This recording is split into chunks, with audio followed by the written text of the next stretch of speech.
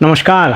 कौटिल्य अर्थात चाणक्य ने अपनी रचना अर्थशास्त्र में कहा है, प्रजा सुखे राज्ञम प्रजानाम च हिते हितम नात्म प्रियम हितम राज्ञम प्रजानाम तो प्रियम हितम।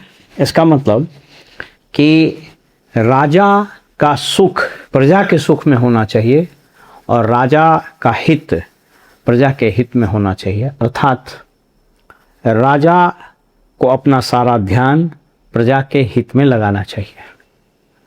बहुत सारे विद्वान इसका इंटरप्रिटेशन इस तरीके से भी लगाते हैं कि इसका तात्पर्य यह है कि किसी भी राज्य देश में अगर प्रजा धनी हो, यानी प्रजा के पास ज़्यादा धन हो, तो वह सुखी रहेगा। और इसके ठीक उलट यदि राजा अपना कोष भरता रहे, इतना भर ले कि राजा के कोष के कारण प्रजा तंगी में आ जाए, भिखारी हो जाए, तो वो स्थिति अच्छी नहीं होती है। अर्थशास्त्र में उन्होंने एक जगह कर प्रणाली यानी टैक्सेशन को लेकर के बड़ी अच्छी बात कही है कि राजा को प्रजा से वैसा ही टैक्स लेना चाहिए जैसे भंवरा मधुमक्खी फूल से रस चूसता है, ताकि उसको हानि न हो। लेकिन बिहार में इन दिनों या रेदर बिहार में पिछले 15-20 वर्षों से राजा यानी सरकार यानी मुख्यमंत्री कौटिल्य के अर्थशास्त्र को पूरा उलट दिया। वैसे भी कीर्तिमान स्थापित करने में, पुरानी चीज़ों के नाम बदलने में यह सरकार कुख्यात रही है। मैंने दर्जनों वीडियो इस विषय पर बनाए कि राज्य की वित्तीय स्थिति क्यों खराब हुई, कैसे खराब हुई, कब खराब हुई। मुझको याद है कि मैंने चुनाव के ठीक पहले अपने चैनल पर या फिर बहुत सारे चैनलों ने और मेन मीडिया ने जब हमसे इंटरव्यू लिया था, तो मैंने कहा था कि राज्य की वित्तीय स्थिति बहुत खराब होने वाली है। और उसका कारण है कि जो राजा है यानी जो सरकार है, अपने कोष पर लगातार टैक्स वसूल रही है लोगों से, लोगों को भिखमंगा बना रही, गरीब बना रही है, बोझ तले दाब रही है, और उन पैसों का ज़्यादातर प्रयोग लूटने में और अपने लोगों को राजा बनाने में, उपकृत करने में खर्च कर रही है, अपने ऐशो आराम में खर्च कर रही है। और मेरी भविष्यवाणी सत्य हुई। कहने को 3,47,000 करोड़ का सामान्य बजट इन्होंने पेश किया है, फिर अभी इनका सप्लीमेंट्री बजट भी आने वाला है। लेकिन स्थिति यह है कि ट्रेजरी में 10 तारीख तक एक तरह से ताला लगा हुआ है, और ये हर महीने हो रहा है। 10 तारीख तक क्यों हो रहा है हम आपको बताते हैं। जो ठेकेदारों ने काम किया उसको पैसा नहीं मिल रहा है, निर्माण के काम लगभग बंद हैं,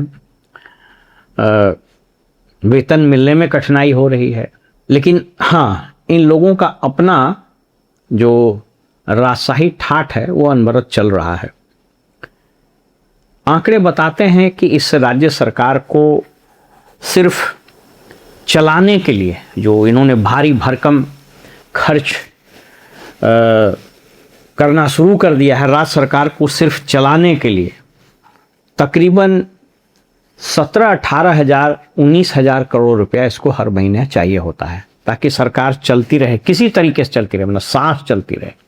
भारत सरकार से जो राशि केंद्रीय करों में हिस्सेदारी मिलती है वो 10 तारीख के 11 तारीख के आसपास आती है। तो अभी राज्य सरकार सिर्फ सांस ले रहा है, वेंटिलेटर पर है। और इसी से बचने के लिए सरकार जनता पर कर का, टैक्स का बोझ लगातार डाल रही है। मैंने अपने पूर्व के वीडियो में बताया था और भविष्यवाणी की थी कि 3 तरह के टैक्स, 3 तरह का भार पब्लिक पर बोझ पड़ने वाला है। पहला मैंने बताया था कि MVR यानी ज़मीन का रेट, जो सर्किल रेट जिसको बोलते हैं, वो बढ़ेगा। मेरी बात सही साबित हुई। आपको मालूम है लगभग 2 से 3 गुना बढ़ गया है, यानी 100 to 300% बढ़ गया है। इसके बाद मैंने कहा था कि मालगुजारी यानी ज़मीन का जो लगान आप देते हैं वह MVR से टैग होगा, उसकी तैयारी चल रही है। और जो अंग्रेज़ों ने नहीं किया था, मुग़लों ने नहीं किया था, वह यह सरकार करेगी। एक्चुअली जमीन के संबंध में जो सबसे प्रमुख और सबसे प्रभावी कदम उठाए थे वो शेर शाह ने उठाए थे। आप सब लोगों को मालूम होगा कि जो अभी जमाबंदी पंजी है यह शेर शाह सूरी ने शुरू किया था। बाद में मुगल में टोडरमल वगैरह आए और सारा काम किए। अंग्रेज़ों ने भी इतना अत्याचार नहीं किया था, इतना मनमाना नहीं किया था, और जो लगान होता था वह भूमि पर जो उत्पाद यानी जो फसल होती थी उसका सर्टेन परसेंटेज वो मालगुजारी में लेती थी। लेकिन यह सरकार ब्रिटिश के उस अत्याचारी शासन को भी पार कर गई है, और आप देख लीजिएगा अगले 2 से 3 महीने में किसानों पर जो बोझ पड़ेगा उससे सब लोग कराह जाएंगे। और ये बोझ इसलिए पड़ेगा कि ज़मीन का जो सर्किल रेट होगा उसका सर्टेन परसेंटेज मालगुजारी में दिया जाएगा। पिछले साल तक यदि मुझे ठीक से याद हो तो सरकार के खजाने में लगभग 1000 करोड़ रुपया मालगुजारी से आया। यह पहले और कम था, मुझको याद है संभवतः 2003-4 वगैरह में 200 या 300 करोड़ ही आते थे। तो एनीवे उसको बढ़ाना शुरू किया और धीरे धीरे 1000 करोड़, अब टारगेट है कम से कम 5000 करोड़ इसको किया जाए। क्योंकि इन लोगों का राजशाही कैसे चलेगा? मंत्री के लिए गाड़ी चाहिए, अधिकारियों के लिए गाड़ी चाहिए, इनके बंगले हमेशा रिपेयर होने चाहिए, 15-15, 20-20 गाड़ियों का काफिला चलना चाहिए और सारा राजशाही ठाट चलना चाहिए। तीसरी चीज़ मैंने कहा था कि अब समय आ गया है कि पब्लिक को पटक करके सरकार और इनके मुलाजिम पैसा वसूलेंगे, और उसी दिशा में ये नोटिफिकेशन निकला है।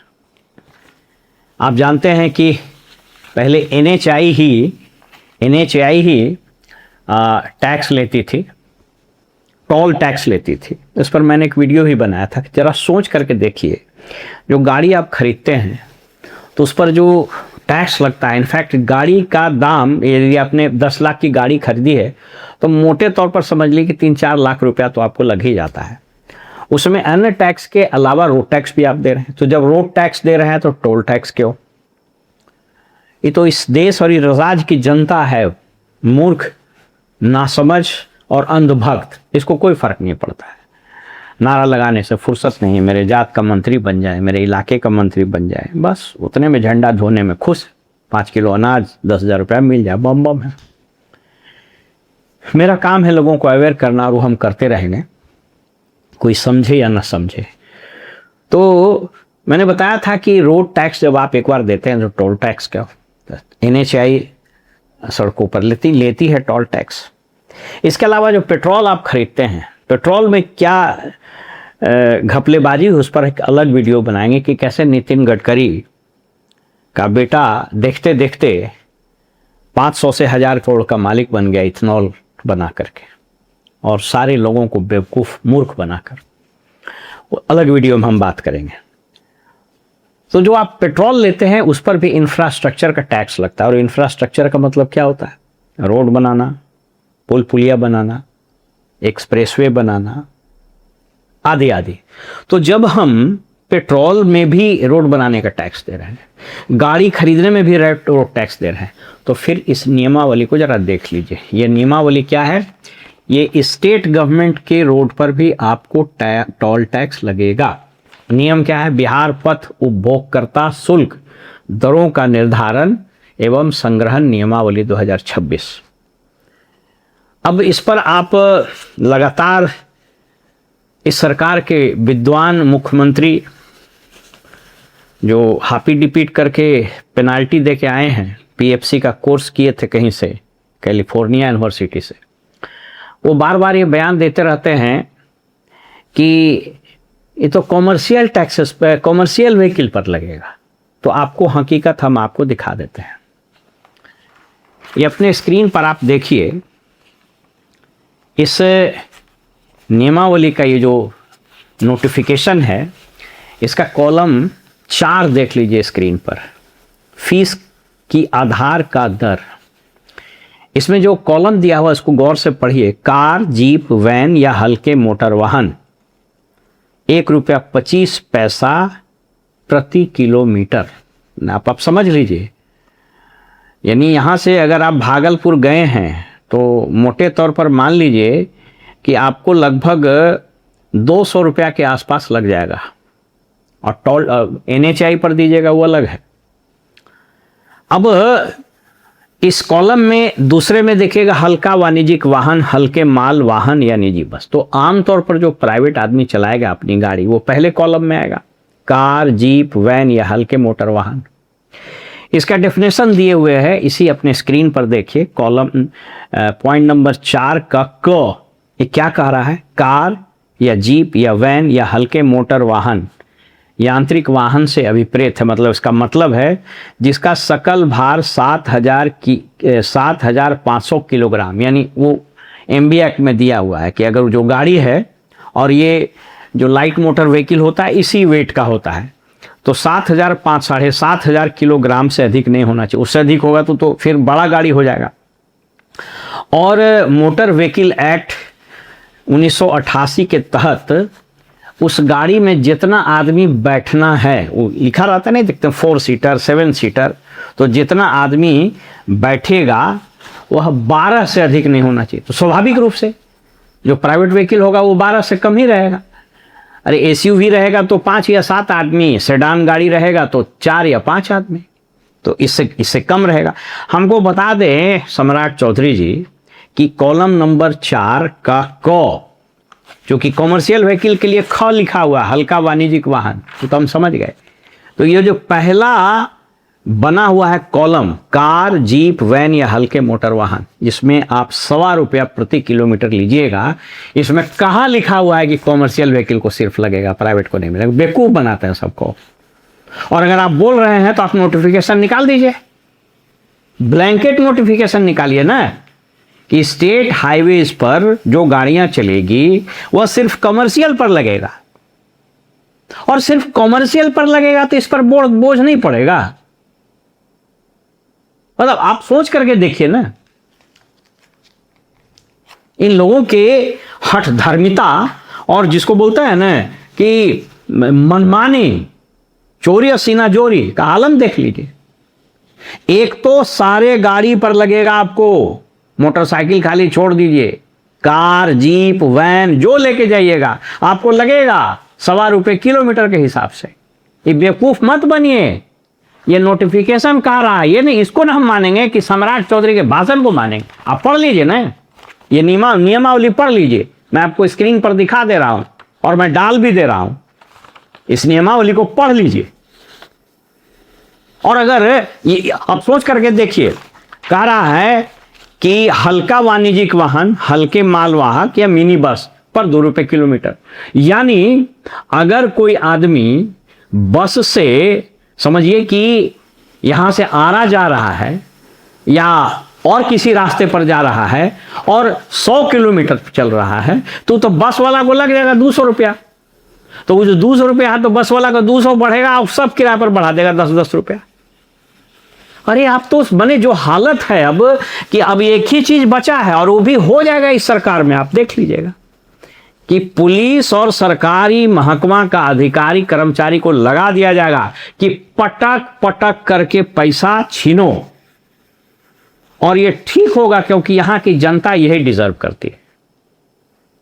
क्योंकि इसको 5 किलो अनाज और 10,000 रुपया मिल जाए और उसके बाद हाथ में वो झंडा दे दीजिए, चुनाव आएगा, बस नारा लगेगा राम मंदिर राम मंदिर।